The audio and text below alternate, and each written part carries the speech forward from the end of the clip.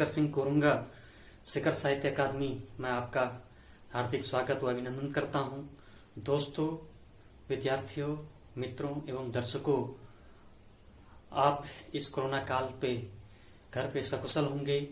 और विद्यार्थियों, दोस्तों, जो आज टॉपिक या जिस विषय या जिस प्रकरण को मैं पढ़ाने जा रहा हूं, वो विषय वो प्रकरण जो है काल पे है। टेंस, जिसको हम अंग्रेजी में टेंस भी कहते हैं, वो हिंदी में उसे काल कहते हैं।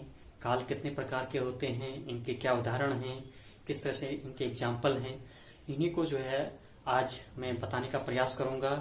और आइए दोस्तों, काल किसे कहते हैं और इनके उदाहरण को देखते हुए जो है हम आगे बढ़ेंगे। आज हम पढ़ने जा रहे हैं काल के बारे में। तो काल को जो इंग्लिश में कहते हैं, टेंस भी कहते हैं इसको।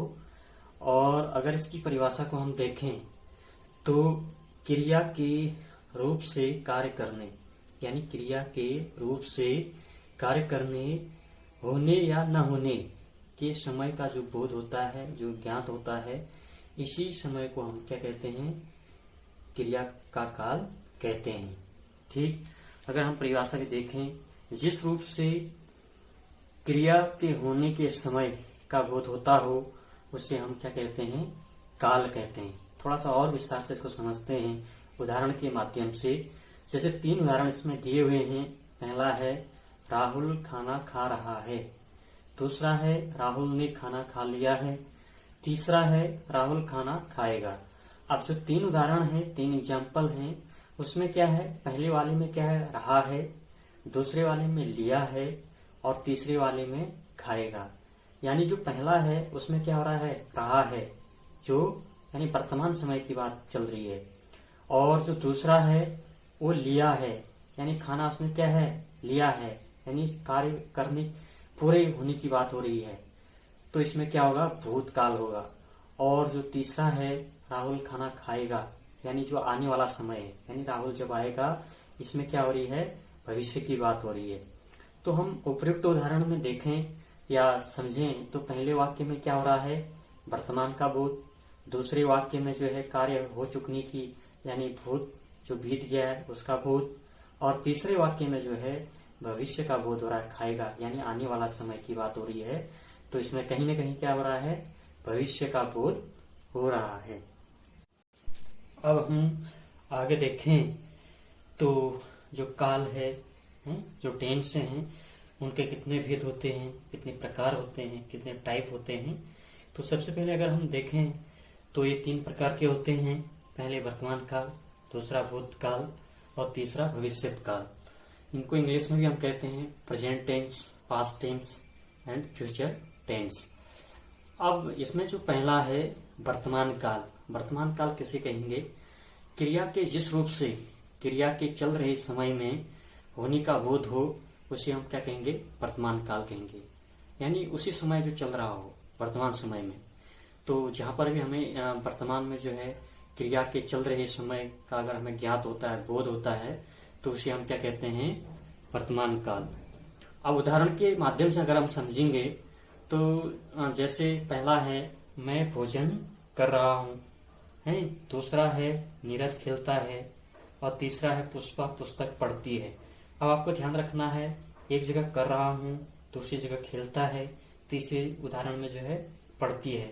तो इन क्रियाओं में क्या हो रहा है, क्या ज्ञात हो रहा है कि इन क्रियाओं में क्या ज्ञात हो रहा है, काम का वर्तमान हो रहा है। तो यहाँ पे क्या है, वर्तमान काल का बोध हो रहा है। तो ये वर्तमान काल के उदाहरण हैं। अब वर्तमान काल के भेद भी होते हैं, जैसे इंग्लिश में कहते हैं काइंड्स ऑफ प्रेजेंट टेंस। अब इनके जो भेद हैं, पहला कौ है सामान्य वर्तमान काल, दूसरा है पूर्ण वर्तमान काल, तीसरा गौ है संदिग्ध वर्तमान काल और चौथा है अपूर्ण वर्तमान काल। अगर इसको हम समझें, इंग्लिश में समझें तो present indefinite, present continuous, present perfect, present perfect continuous. तो इस तरह से ये वर्तमान के क्या हैं, वर्तमान काल के भेद हैं। वर्तमान काल जो पहला है, उसके अंतर्गत भी इसके कुछ भाग होते हैं। जैसा पहला पार्ट है सामान्य वर्तमान काल।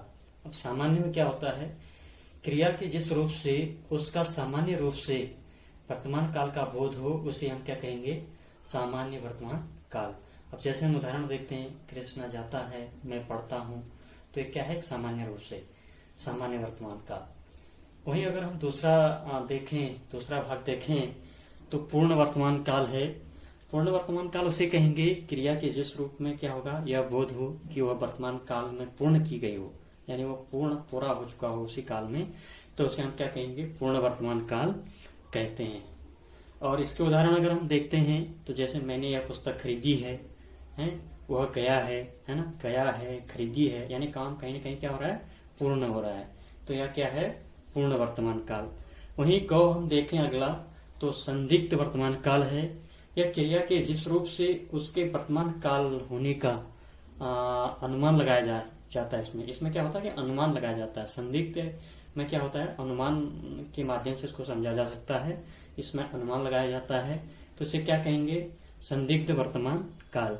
जैसे क्या है, शीला सोती होगी, आप कंफर्म नहीं है कि सोती है या नहीं, लेकिन क्या है, होगी, तो इसमें क्या हो रहा है, संदिग्ध वर्तमान काल।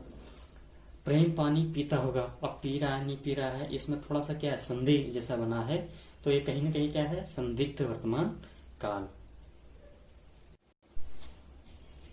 अब जो वर्तमान काल का जो लास्ट चौथा है वह है अपूर्ण वर्तमान काल।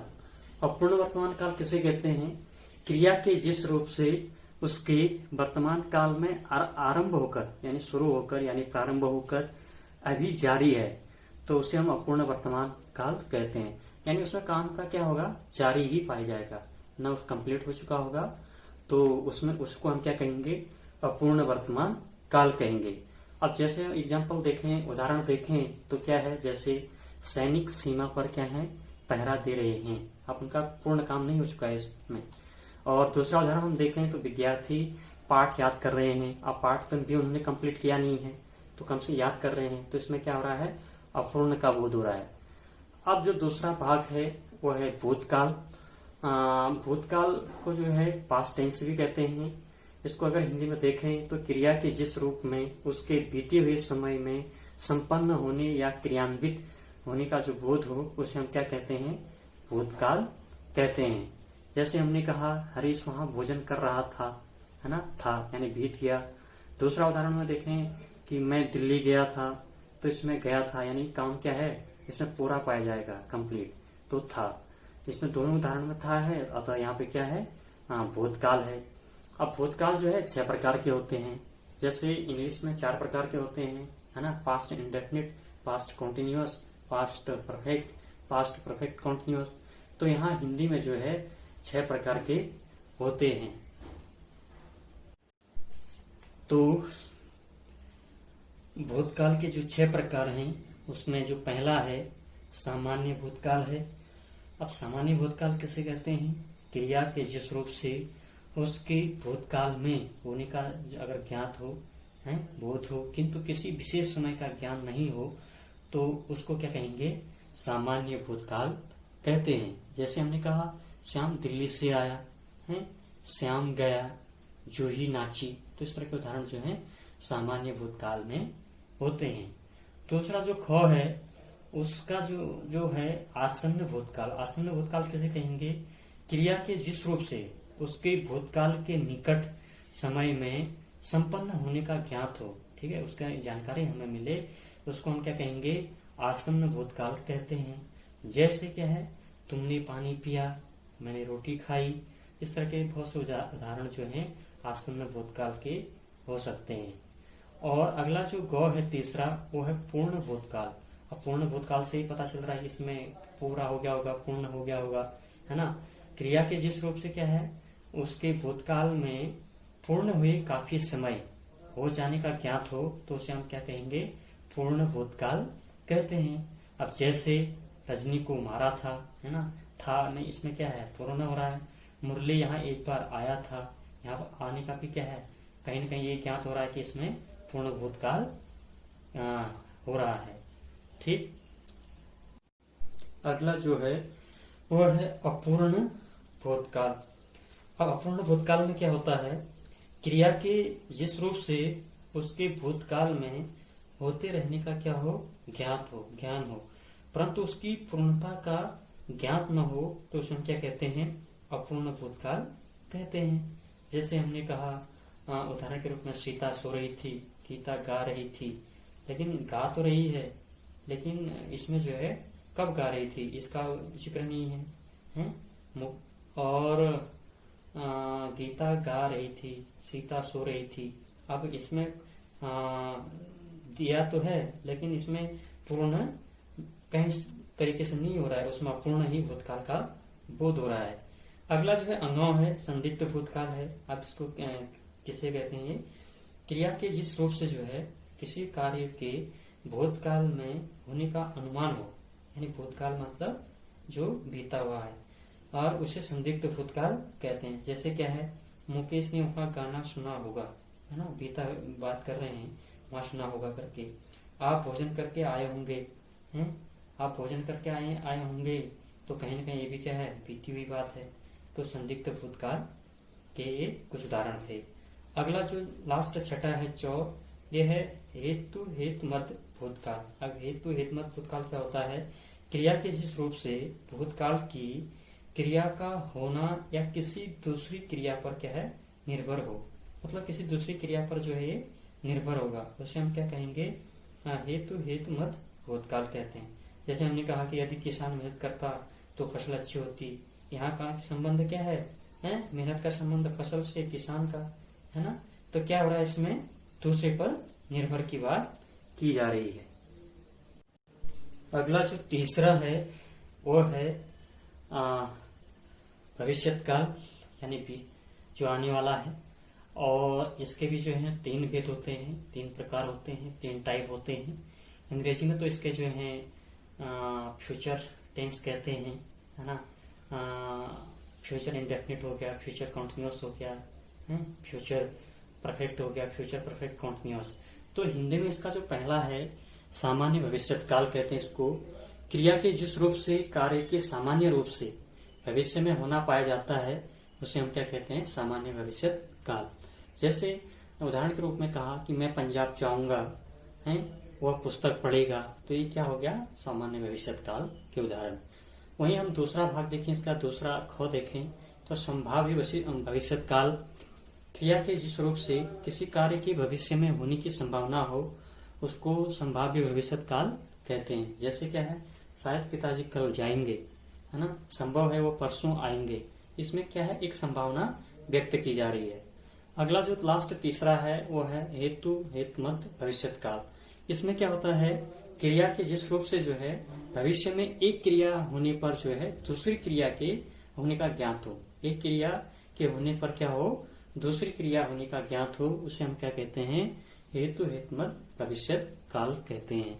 जैसे तुम आओगी, मैं जरूर गाऊंगा, है ना, वह आए तो मैं जाऊं। इसमें क्या हो रहा है ना, एक क्रिया के होने पर जो है दूसरी क्रिया होने का भी ज्ञान हमें मिल रहा है, इसलिए यह क्या है, हेतु हेतुमत भविष्यत काल।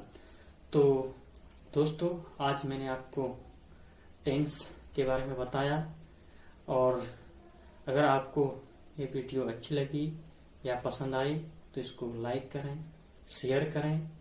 अगर कुछ सुझाव आपको अगर देना है तो कमेंट्स बॉक्स में जरूर दीजिए। और एक बार आपको बहुत बहुत धन्यवाद। अपना ख्याल भी रखें।